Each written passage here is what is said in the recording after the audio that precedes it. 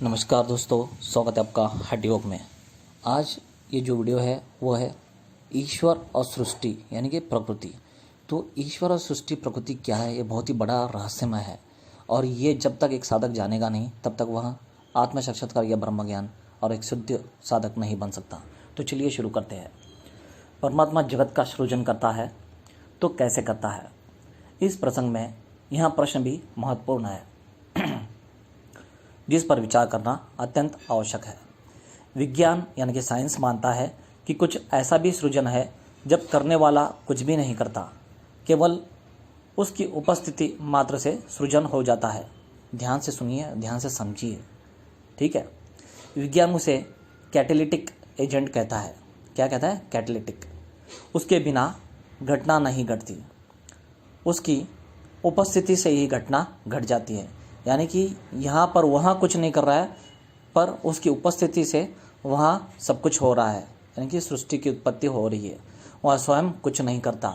यानी कि ईश्वर सिर्फ वहाँ पर उपस्थित है, बस उसकी उपस्थिति में यहाँ सृष्टि का सृजन हो रहा है और प्रकृति का सृजन हो रहा है।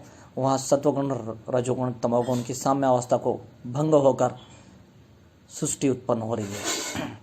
बहुत ही गूढ़ और रहस्यमय है, ध्यान से समझिए। नहीं समझा तो कमेंट्स में पूछिए।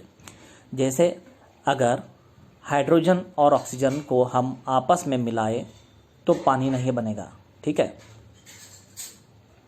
यद्यपि हम पानी को तोड़े तो हाइड्रोजन और ऑक्सीजन के अतिरिक्त कुछ नहीं मिलता। दोनों को साथ रख दे तो पानी नहीं बनता। यह बड़ी विचित्र बात है, किंतु क्योंकि पानी को तोड़ने पर दोनों के अतिरिक्त कुछ भी नहीं मिलता, जबकि स्वभावतः दोनों के मिलने से पानी बन जाना चाहिए। बराबर है, सही है। आगे देखिए, आगे समझिए और सुनिए। लेकिन एक चीज़ है और वहाँ है बिजली। हाइड्रोजन और ऑक्सीजन तब तक आपस में नहीं मिलते जब तक बिजली उपस्थित ना हो। देखिए कितना महत्व की बात है, ध्यान से समझिए, ठीक है। जब तक बिजली ना हो हाइड्रोजन और ऑक्सीजन आपस में नहीं मिलते और ना ही काम कर सकते हैं जैसा करना चाहिए, ठीक है। तो आगे समझिए और सुनिए ध्यान से। तो हाइड्रोजन और ऑक्सीजन जब तक आपस में नहीं मिलते तब तक बिजली उपस्थित, यानी कि ऑक्सीजन तब तक आपस में नहीं मिलते जब तक बिजली उपस्थित ना हो। अगर बिजली उपस्थित हो तो दोनों मिल जाते हैं, यानी कि हाइड्रोजन ऑक्सीजन दोनों मिल जाते हैं। कब? बिजली उपस्थित होने के बाद, और पानी बन जाता है। तो बिजली जब मिलती है हाइड्रोजन ऑक्सीजन में तब पानी बन जाता है। मगर आश्चर्य की बात तो यह है कि बिजली अपनी उपस्थिति के अतिरिक्त और नहीं करती कुछ भी। तो यहाँ पर देखिए, बिजली खाली उपस्थित है और कुछ भी काम नहीं कर रही है, तो बस दोनों को मिला दे रही है और पानी बन जा रहा है। यानी कि बिजली की केवल उपस्थिति है वहाँ पर, बाकी कुछ नहीं कर रहा है और बस पानी बन जा रहा है, पानी का सृजन हो जा रहा है। पानी में सम्मिलित नहीं होती वहाँ बिजली। अगर सम्मिलित होती तो जब हम पानी को तोड़ते हैं तो बिजली भी मिलती चाहिए, यानी कि मिलनी चाहिए, लेकिन यह नहीं होता और ना ही वहाँ मिलती है। मिलती है केवल दो चीज़ें, हाइड्रोजन और ऑक्सीजन। अगर बिजली उपस्थित ना हो तो पानी बनने की घटना भी नहीं घट सकती, उसकी उपस्थिति से ही घटना घट जाती है। बिजली नहीं, बिजली की उपस्थिति, ठीक ध्यान से सुनिए, बिजली नहीं, बिजली की उपस्थिति से। बिजली की उपस्थिति को तोड़कर पानी पाया नहीं जा सकता। जब हम पानी को तोड़ेंगे तो बिजली उपस्थित थी पानी बनते समय, उसकी उपस्थिति को हम पानी से निकाल नहीं सकते। कितना गौर की बात है, ध्यान की बात है, सुनिए। आगे है, परमात्मा की उपस्थिति से जगत निर्मित होता है, ठीक है। परमात्मा की उपस्थिति से जगत निर्मित होता है। परमात्मा कैटेलिटिक एजेंट है, यानी कि सिर्फ वहाँ पर उपस्थित है, वहाँ कुछ नहीं कर रहे हैं। परमात्मा जगत का निर्माण नहीं करता, उसका उपस्थित होना ही सृजन का सूत्रपात है। यानी कि वहाँ केवल वहाँ पर उपस्थित है और सृष्टि का सृजन हो रहा है, प्रकृति की सृष्टि की उत्पत्ति हो रही है। कृष्ण कहते हैं भगवद गीता में, मेरी उपस्थिति में ही सृष्टि की रचना प्रारंभ हो जाती है। हे अर्जुन, मैं सृष्टि का निर्माण नहीं करता। हे पार्थ, यह मेरा कृत्य नहीं है, मेरी यहाँ उपस्थिति मात्र है। मेरे उपस्थित होते ही जीवन चल पड़ता है। जैसे प्रातःकाल सूर्योदय होता है, फूल अपने आप खिल जाते हैं, पक्षीगण अपने आप चहचहाने लगते हैं, सूर्य एक एक फूल को खिलाता नहीं है, एक एक पक्षी से चहचहाने को नहीं बहता, बस उसकी उपस्थिति से यह सभी मात्र कार्य स्वतः अपने आप होने लग जाते हैं। तो इसी तरह सिर्फ परमात्मा की स्थिति से प्रकृति सृष्टि की सृजन होती है और वहाँ कार्य करना या कार्यरत होना आरंभ कर देती है। तो इस तरह से सृष्टि और ईश्वर की यहाँ पर बताया गया है। सूर्य के उदय होने पर उसकी उपस्थिति होते ही अपने आप सर्वत्र जागरण फैल जाता है। सूर्य किसी के द्वारा या द्वार पर आकर दरवाज़ा नहीं खटखटाता, वहाँ यह नहीं कहता कि उठो, बस उसकी उपस्थिति काफ़ी है सभी को ये बताने के लिए कि दिन हो गई और सभी को उठना है। मगर कैटालिटिक एजेंट और भी सूक्ष्म बात है, वह तो इतना भी नहीं करता, बस केवल उस उपस्थित होता है, बस वहाँ केवल उपस्थित होता है, केवल उसकी उपस्थिति ही काम करती है, इसकी परमात्मा की, ईश्वर की, जिसे हम सर्वोपरि कहते हैं। बस उसकी उपस्थिति ही पूरा कार्य आरंभ कर देती है, कोई रासायनिक प्रवेश नहीं करता।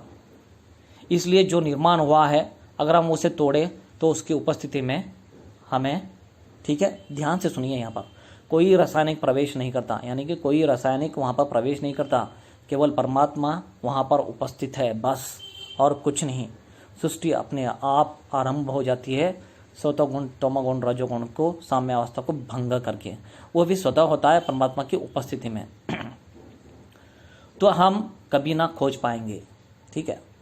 और यही कारण है कि जगत में हम परमात्मा को कितना भी खोजें वहाँ कभी ना मिल पाएगा, हमें कभी नहीं मिल सकता है वहाँ, क्योंकि हम हर चीज़ को खोज लेते हैं, परमात्मा कहीं मिलता नहीं।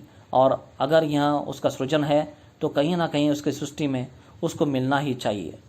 लेकिन अगर भगवान कृष्ण का यहाँ सूत्र याद रखा जाए तो विज्ञान अधैर्य नहीं दिखाएगा, क्योंकि विज्ञान भली भांति जानता है कि कैटालिटिक एजेंट भी होते हैं, उनकी उपस्थिति में भी घटनाएं घटती है और फिर घटी हुई घटना को तोड़ने से उसको पाया नहीं जा सकता।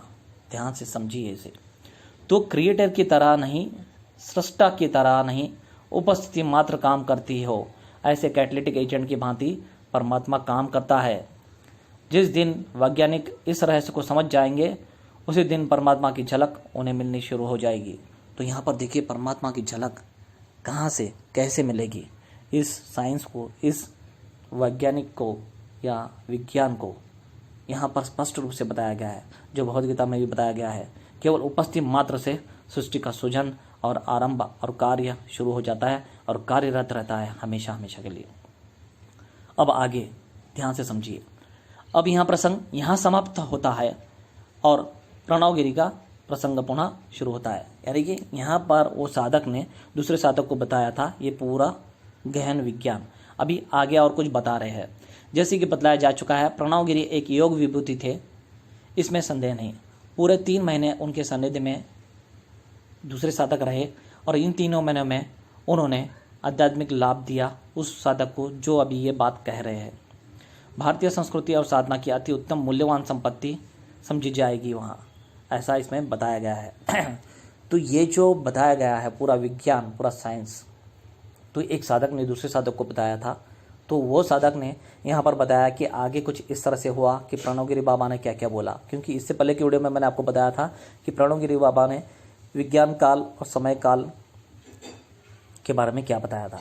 तो यहाँ पर ये मैंने बताया। मैं आशा करता हूँ आपको कुछ इसमें समझा हो, तो बहुत अच्छी बात है। शेयर करें ताकि बहुत सारे लोगों को समझे और उनको भी पता चले कि ये क्या है, एक्चुअली क्या मायने रखता है विज्ञान और ध्यान।